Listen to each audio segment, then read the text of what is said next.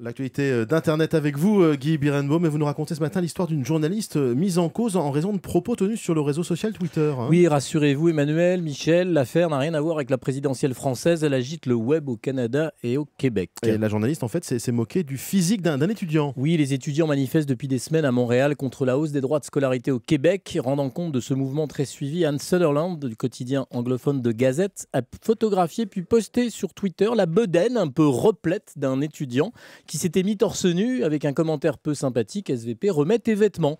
Alors si Yann Rushby marchait torse nu la semaine dernière avec des centaines d'autres étudiants dans les rues de Montréal, c'est à l'occasion de ce qu'il avait nommé manifestation toute nue. Évidemment, la photo a fait le tour du web, Yann s'est reconnu. C'est insultant, lorsque je me suis reconnu sur une des photos, je n'en revenais pas. Mais Anne Sutherland ne s'est pas arrêtée là, elle a multiplié des messages de mauvais goût sur son compte, elle a publié d'autres photos de manifestants. Par exemple, elle parle d'une jeune femme, elle dit elle ne posera pas pour Playboy parce qu'on voit ses fesses, ou il se déshabille et certains ne sont pas séduisants.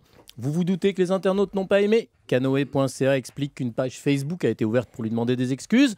Alors elle a effacé tous ses messages, elle a fermé, puis réouvert, puis refermé son compte. D'après le site montréal.openfile.ca, l'affaire ne s'est pas arrêtée là. Anne Sutherland aurait été suspendue, Emmanuel Michel, suspendue 3 jours à cause de ses tweets.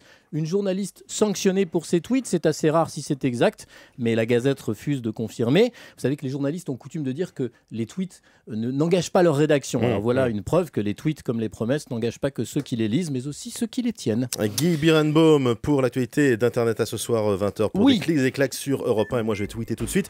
Vive la bedaine libre. Et ça c'est bien.